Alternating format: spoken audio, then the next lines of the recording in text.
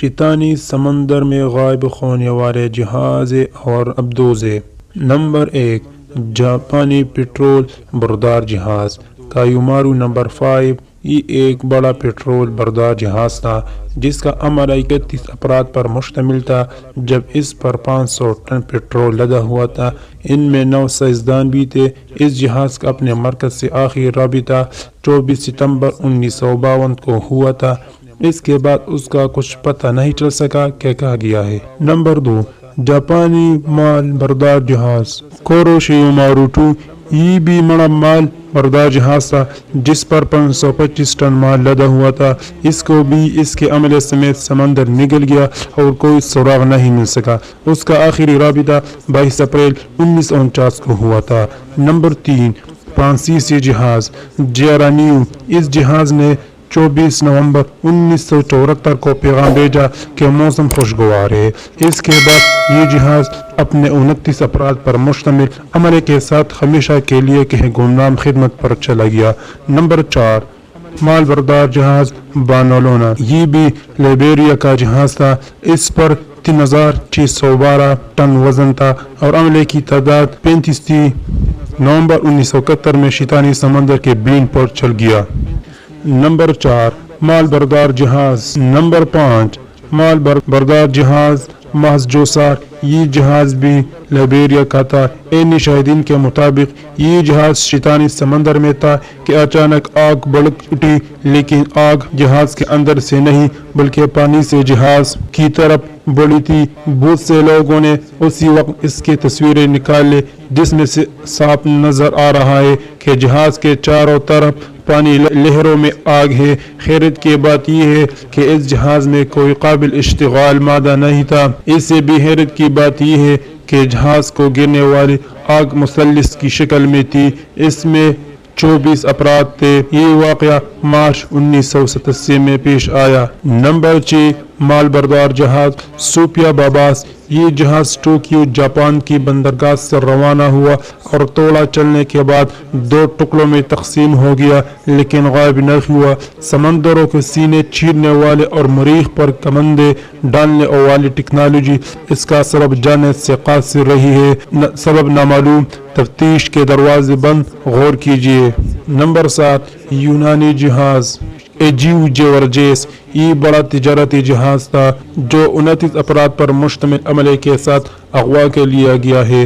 اس پر 12565 ton وزن لدا ہوا تھا۔ نہ جہاز کا پتہ چلا اور نہ افراد کا، اور نہ اس لدے مال کا اثر پانی پر نظر آیا۔ ایٹمی ابدوزوں کا اغوا۔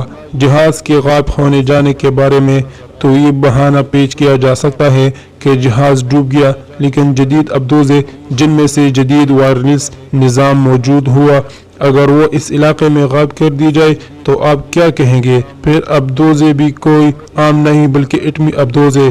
ذرا سوچنے اور تعجب کیجیے، کسی سپر پاور کی ایٹمی ابدوز بغیر کسی سبب کے غائب ہو جائے اور اس کی طرف سے کوئی خاطر خواہ پریشانی یا اضطراب دیکھنے میں نہ آئے، گویا جس نے دی تھی اس نے واپس لے لی۔ نمبر 1، روسی ابدوز وکٹر 1۔ یہ جدید ایٹمی ابدوز تھی۔ مارچ 1984 میں شیطانی سمندر کی خفیہ قوت کے پاس عملے چلی گئی۔